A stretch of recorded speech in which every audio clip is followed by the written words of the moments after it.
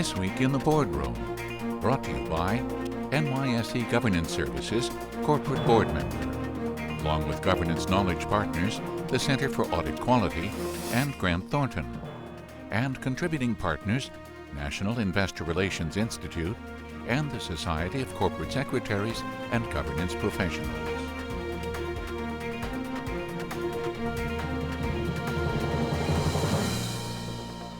Welcome to this edition of This Week in the Boardroom. I'm TK Kerstetter, the chairman of NYSE Governance Services Corporate Board Member, and we are inviting you to a very good show today and a wonderful guest. Let me introduce Kerrii Anderson, who's the chairwoman for Chiquita Brands and the former CEO of Wendy's International. Kerrii, welcome. Thanks for having me.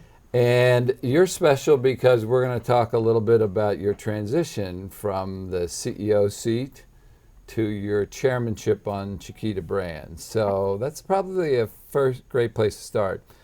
Let's talk about what you sort of learned in your experiences as the CEO that sort of helped you be a better chairman when you had to take the other seat on the other side of the table.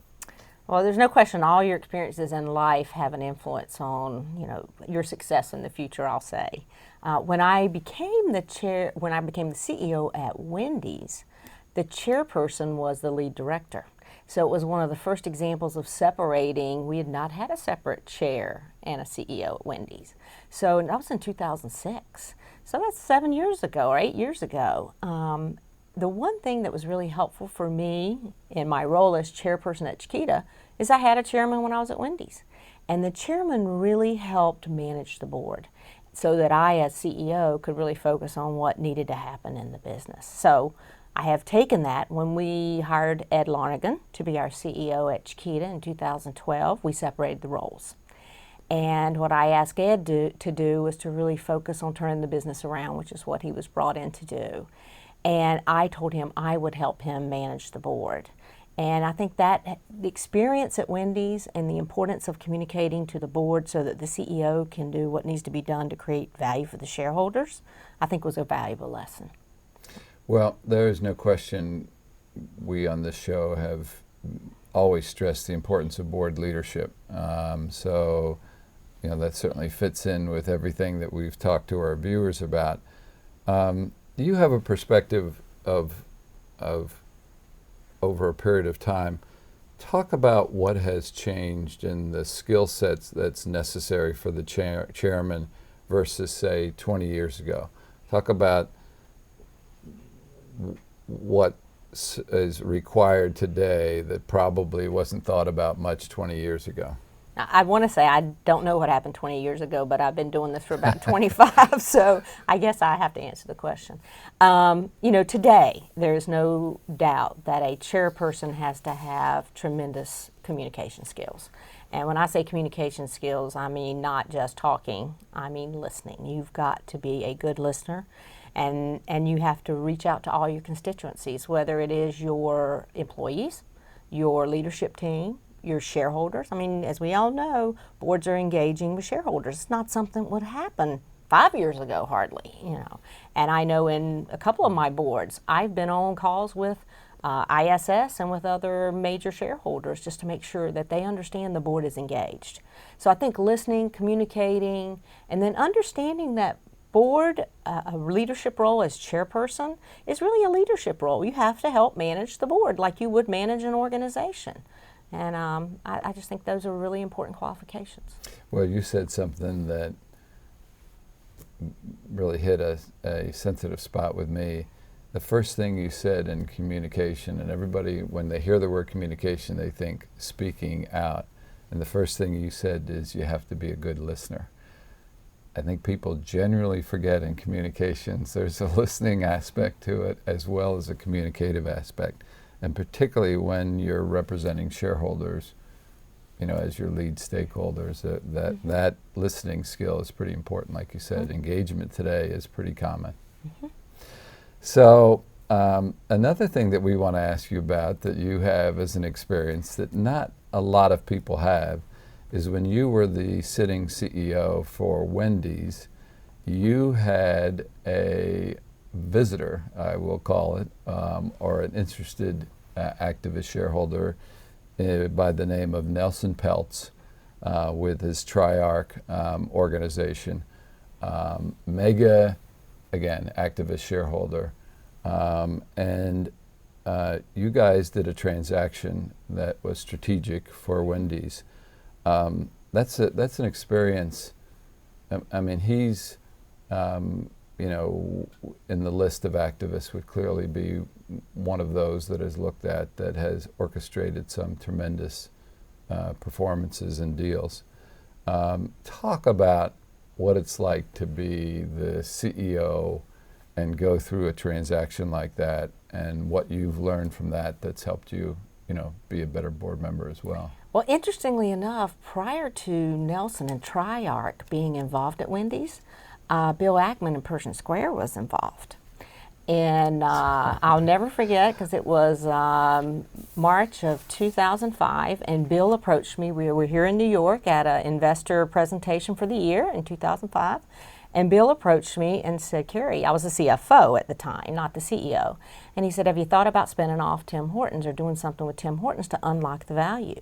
So interestingly enough, I actually met and had a good conversation. We ultimately made a decision to take Tim Hortons public. We IPO'd 20% and then ultimately spun off the rest. That all happened prior to Nelson being involved in December of 2005. So you're exactly right. I then became interim CEO in April of 2006 as they put 3 outsiders on our board. We didn't go through a proxy fight. So to answer your real question, which is how do you react in a situation like that? I was interim CEO. We were in a turnaround. We just IPO'd Tim Hortons, created a lot of value for our shareholders, but there was more to become, you know. First and foremost, what I shared with my team is focus on what you can control. There are a lot of things going on around you. There will be stories written. There will be things told. What you have to focus on is what it is in control in your arena. You know, let's get focused on the business, because the most important thing was for the business to succeed. We had franchisees, which is a totally different audience beyond shareholders and employees, right. and you know, and we owed it to our franchisees to get the business back on track at Wendy's, and that's what our team was focused on. So that was number one. Number two was, you know, I respected him as as an investor, and you know, you have to listen, and that's the one thing that as I approach the position and help my leadership team, is that, you know, we have to create value for the shareholders, and in the end, our interests are the same.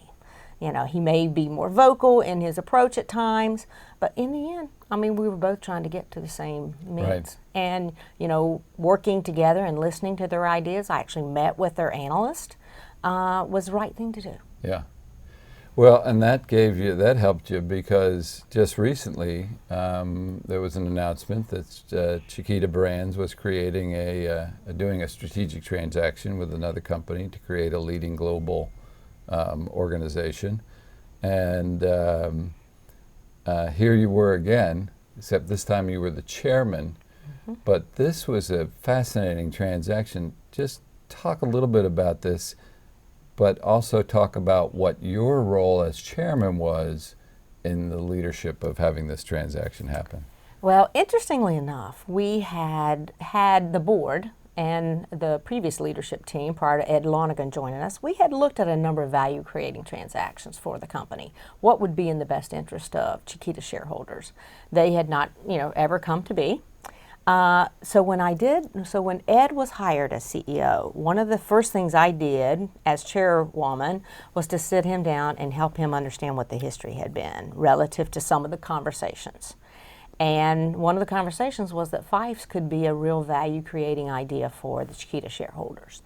And he joined us in October of 2012, and I encouraged him to be open-minded about what we could do. But what would best position us, our stock was down to about $4 at Chiquita, what would best position us would be to turn the business around. And so for him to get the leadership team focused on the right long-term strategy and to execute against it was number one.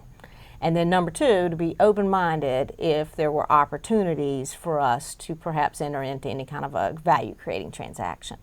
So it was really Ed and Dave McCann, who is the CEO and chairman of Fifes, begin to have conversations about what would be in the best interest of both parties, of both shareholders, Fifes as well as ours. And that began a dialogue, which ultimately will get told in the proxy here shortly, Right. About, hey, this could be in the best interest. We are bigger than them from a sales standpoint, but they did not have debt, and we did.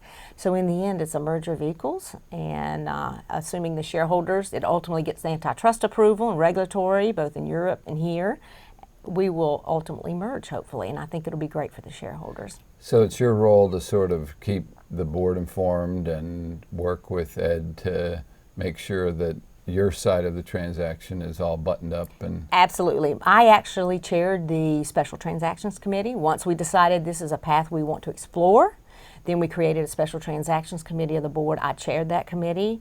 I had key individuals on the team with me from the board. And the one thing I really worked hard at is to make sure the remainder of the board was informed. Because you don't want to feel like they're isolated and they're not a part of this process, because in the end it must be a total board decision. Right. Which we feel good about. Well, again, you just have a wealth of experience. I'm sure it makes you a great board member because you've been through, so many interesting experiences. So with all that, you're the perfect person to ask this last question to. What piece of advice would you pass along to our viewers that you feel is the most helpful advice that you could offer somebody that sits on the board of a public company? First, being a board member is a serious responsibility and really a full-time. It is a real career, a job. It is not something you just show up quarterly at meetings. You have to prepare in advance, so it takes a lot of time and dedication.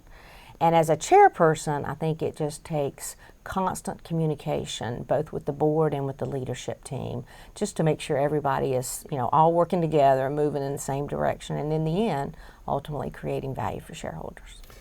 Well, Kerrii Anderson, I can't thank you enough for joining us on This Week. We wish you the best of luck with your transaction, and hopefully we can have you back here sometime to see how that all turned out. So Okay. Thanks for joining us. Thank you, TK. And that will conclude this edition of This Week in the Boardroom. We hope you enjoyed the show. We will be back again next week to take a look at another critical topic that'll help you be a better board member or committee member. So we'll see you then. Join us again next week for This Week in the Boardroom. Brought to you by NYSE Governance Services, Corporate Board Member, along with Governance Knowledge Partners, the Center for Audit Quality, and Grant Thornton, and contributing partners, National Investor Relations Institute, and the Society of Corporate Secretaries and Governance Professionals.